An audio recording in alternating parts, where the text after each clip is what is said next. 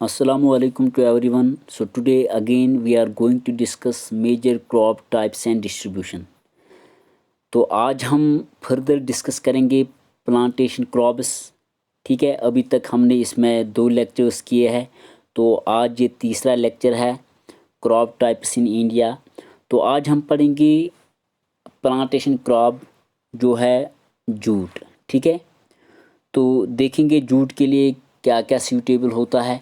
तो जूट को हम फाइबर क्रॉप भी कहते हैं और इसको उर्दू में पटसन कहा जाता है। ठीक है, तो आपने यहाँ पे याद रखना है jute is also known as golden fibre, यानी कि जो जूट है इसको हम गोल्डन फाइबर के नाम से भी जानते हैं। ठीक है, एक पॉइंट यहाँ पे याद रखना है। तो अब हम देखेंगे कि ये second important fibre crop of India है, यानी कि कॉटन के बाद ये दूसरा second important fibre crop of India माना जाता है।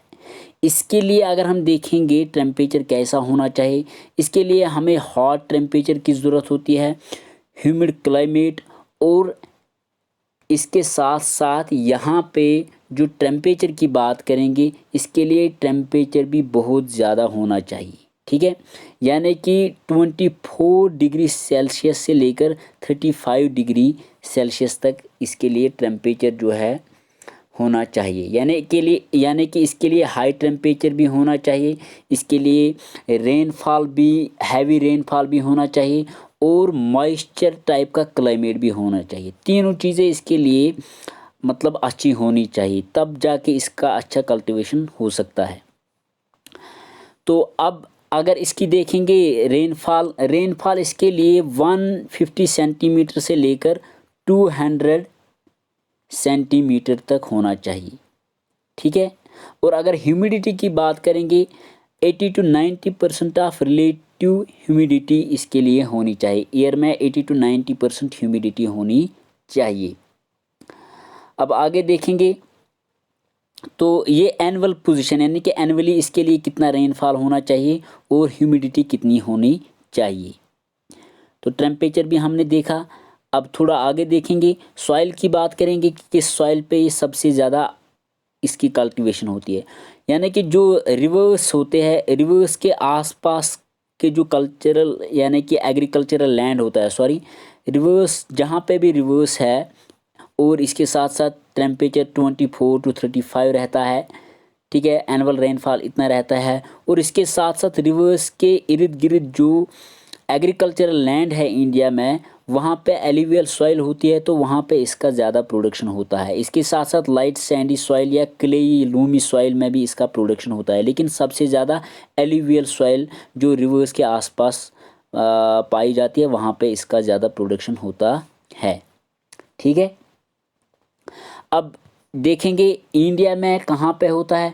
तो इंडिया में इसकी कल्टीवेशन जो गंगा रिवर है, ठीक है, गंगा रिवर के आसपास, ब्रह्मपुत्र रिवर, इन एरियाज़ के इर्द गिर्द इसका कल्टीवेशन इंडिया में ज़्यादा होता है।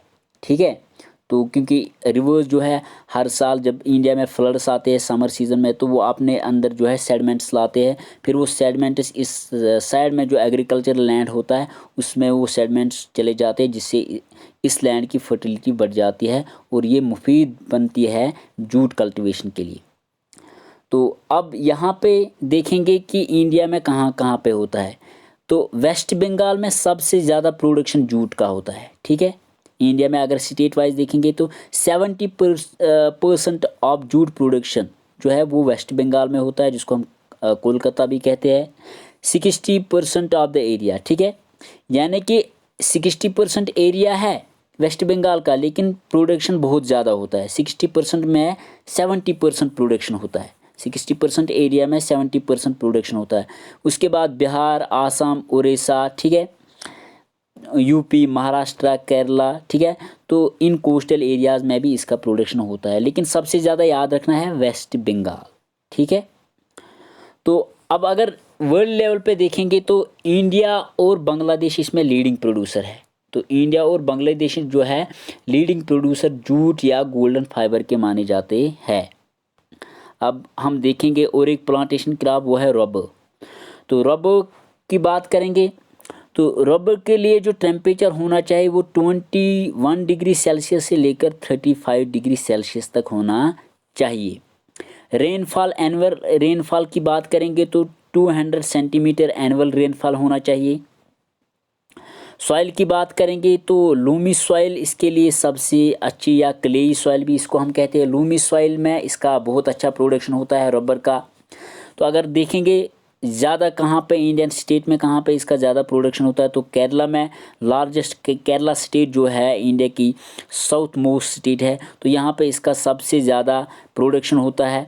ठीक है, लार्जेस्ट प्रोड्यूसर है केरला, तमिलनाडु और कर्नाटका। तो आप समझो कि रबर जो ओवरऑल है कोस्टल स्टेट्स में सबसे ज़्यादा प्रोड्यूस होता है। ठीक है, तो इसके साथ साथ जो क्रॉपिंग सीजन्स है रबी, खरीफ, ज़ैद, ये मैंने इससे पहले लेक्चर्स में डिस्कस किया है, तो वो लेक्चर्स आप देख सकते हो। तो आज के लिए इतना ही।